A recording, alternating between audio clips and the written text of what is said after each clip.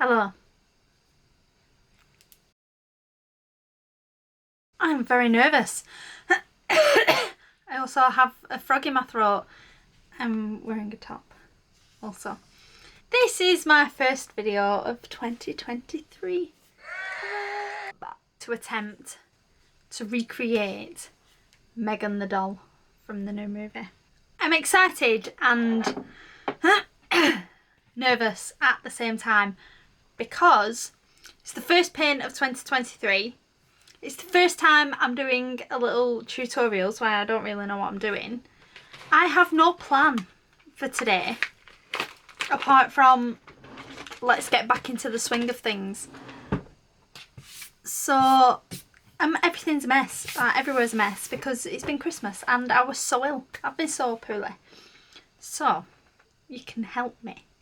You can help me, and at the same time I will try and help you. Let's start. I don't really know what direction this tutorial is going to go in, whether it's going to be a voiceover Holly that comes in after editing or whether I talk you through. It depends how long it takes. If it starts creeping up to the 10-hour mark, I might switch off.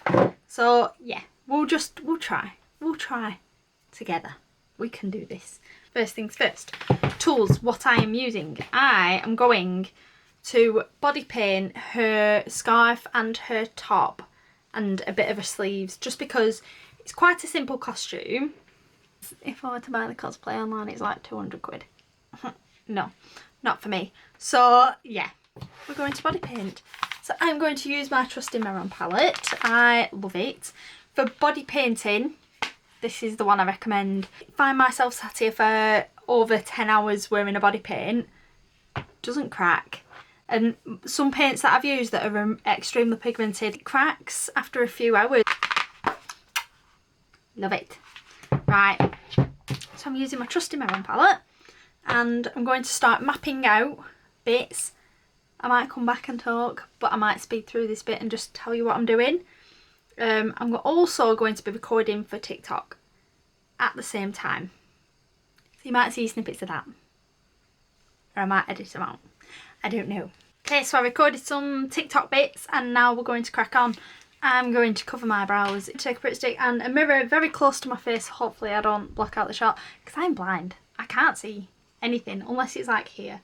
So I will try my best to like keep it quite far away, but I can't see. So I'm just going to take my PRITT stick and rub it into my brows like everywhere, like really make a mess. I'm gonna come in close for you. I'm gonna have to arch though because I haven't figured out how to zoom on my camera. You need to get the glue into every hair because you want it to be completely covered.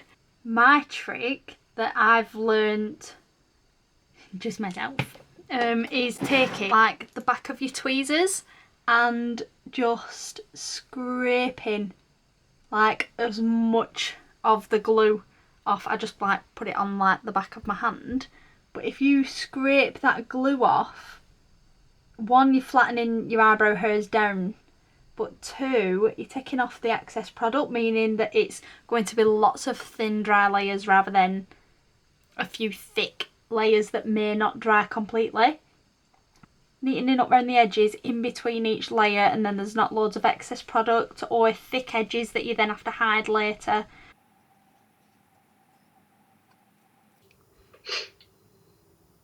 And this is voiceover Holly taking over because concentrating Holly can't do more than one thing at once.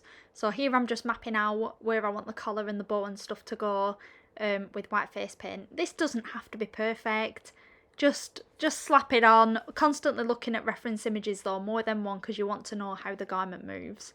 But yeah, you just want a general idea of where things will go at this point. But in the next clip, I'm going to show you my top tip on getting highlights and stuff laid down before your shades. And your shadows. So what I'll do is I'll pop a base colour down and then I'll add a lighter tone, never white, always build up to white, but just a lighter tone of that colour, and I'll buff it out with a little blending brush.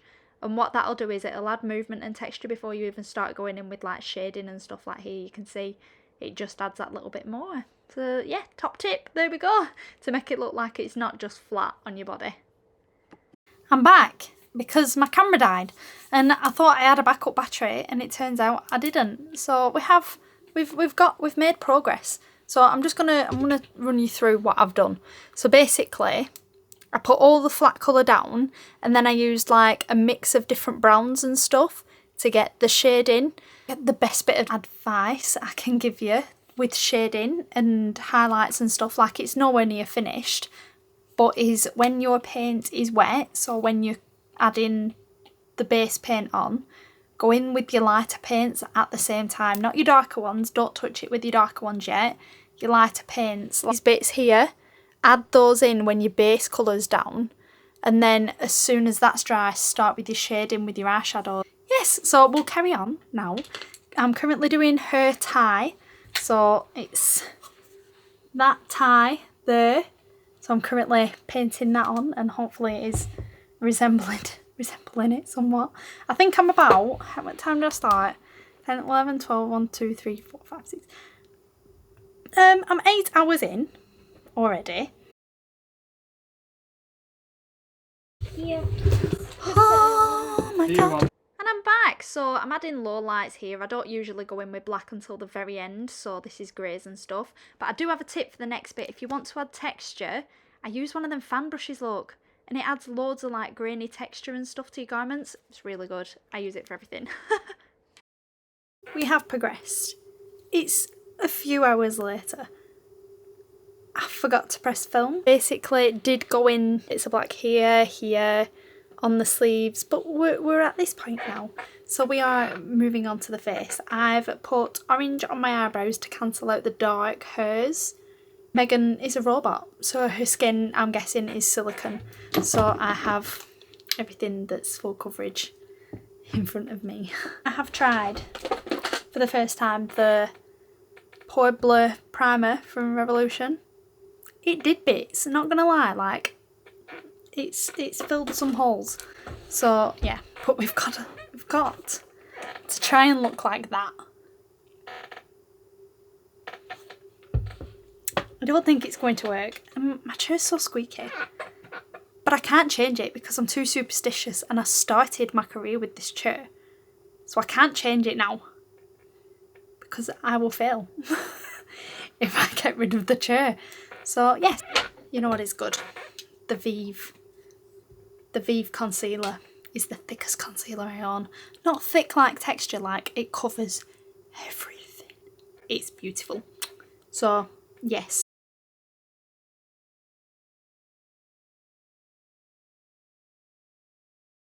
She Glam Skinfinite Hydrating Foundation. It's really thick. It covers so well. And this is just like one layer all over. And then I'm going in with the Meron Clown White cream makeup. I'm really warming it up on like the back of the pot with my beauty blender that I applied the foundation with. I'm trying to get the doll look. So she's got highlights everywhere because she's plastic or silicone. So I'm trying to make my face look as doll-like as possible. So I'm highlighting all the high points of my face but still trying to keep it quite rounded, which is hard because I have quite a long face.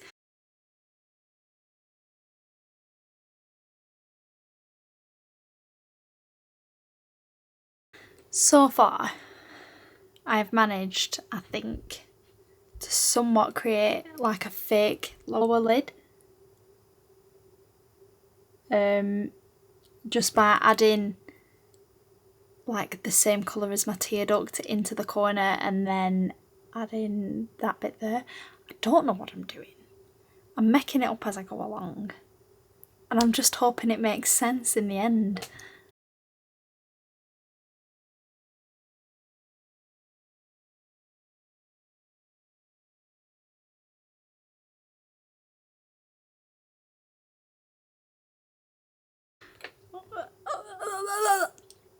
Now this is me struggling because the eyebrows, I think I might have messed up because I can't do.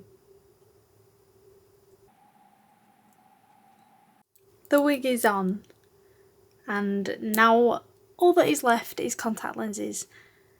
I applied eyelashes and there we go. Contact lenses are in. These are mirrored contact lenses from Colour Contacts and I think they're perfect for Megan. So even though the hair isn't spot on, my squeaky chair, I'm so sorry. Even though the hair isn't spot on, we're okay. I think we got there in the end. and it only took 10, 11, 12, 1, 2, 3, 12, 30, 40, 50, 60, 17 hours. Oh well. I hope you learnt something. I'm really sorry it was so chaotic. Hopefully the more of these tutorials I do, the better I will get. Oh, fingers crossed, because this one was horrific. So yeah, hope you had a good time. Stick around if you like, subscribe, and see you soon.